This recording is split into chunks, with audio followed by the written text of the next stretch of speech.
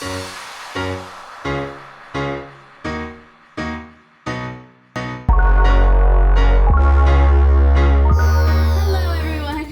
here, and we are going to be interviewing Leilani. Just go ahead and just re-say your name and where you're from, please.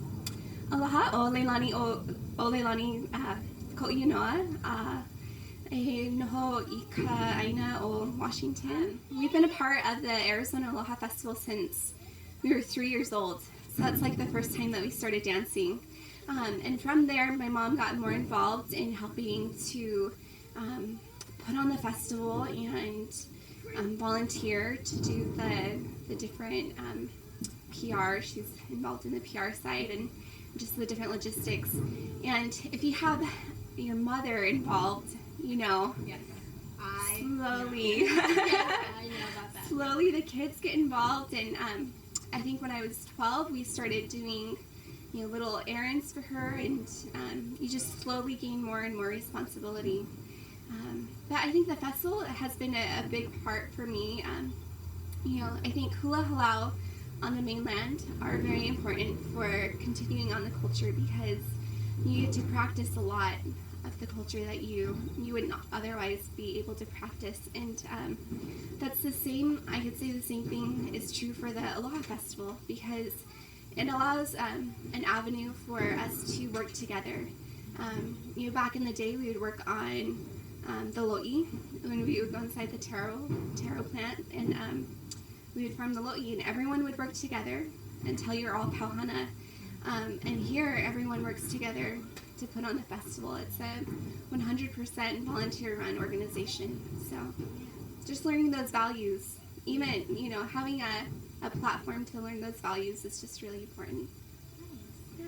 Okay, so I see you have been, so this is basically ingrained in your life, right? Yeah. And you mentioned that you were off camera, but you mentioned that you were a Hawaiian Studies major, correct? What inspired you to do that? So genealogy is really important to me. So I knew that I wanted to learn about my family history, and that was a key aspect of that. I also trace a lot of that desire and that foundation towards the Arizona Aloha Festival as well. It provides a tool. You can see more clearly where the need is. We need to continue the culture here, even on the mainland, or especially on the mainland where there's less resources. I was so blessed to be able to go back and study Hawaiian Studies on the North Shore at BYU, Hawaii, and then to be able to come back and help my family to have some of that knowledge as well is really important. Yeah. How long have you been doing hula? Yeah. So we started dancing hula when we were 3. Like I said, one of the first places that we danced was here at the Arizona Aloha Festival. My tutu lady was from the island of Molokai, and she had the same teacher as Auntie Genoa.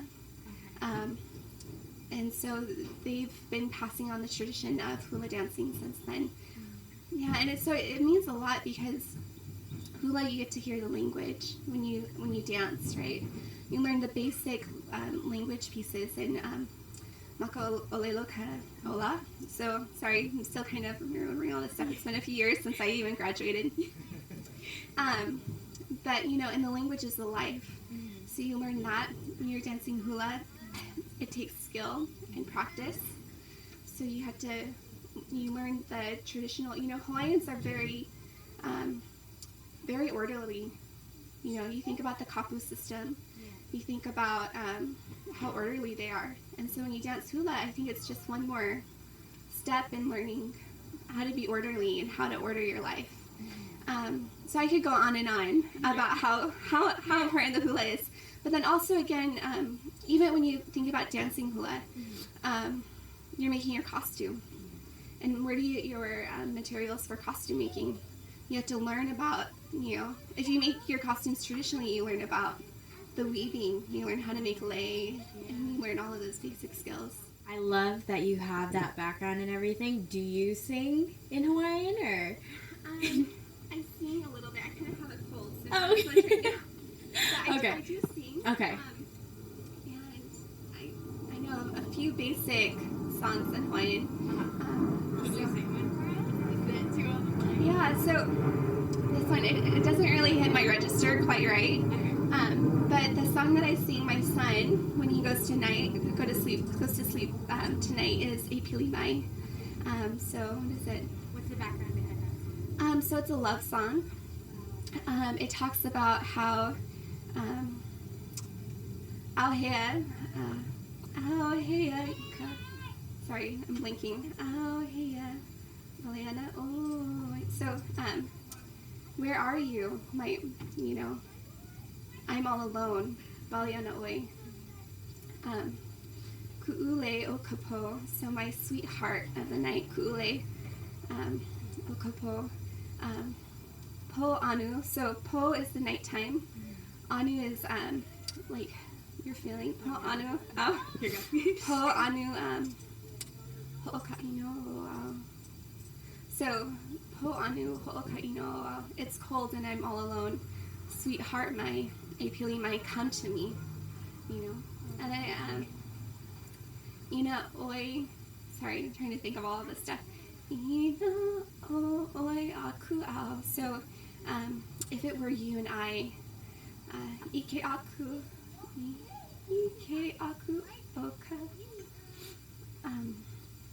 It talks about going through and traditionally there's a fire that you would throw off the mountainside, and you do it as a gift of love, as a show of love. And so it talks about throwing the fire off, and that your love would be a love throughout all time.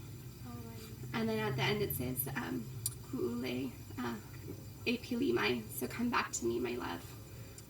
Auhea Leilani Auwen, ku'ule o kapo. Po anu ho'oka'ino, sweetheart my, e pili mai, ina oi, ao,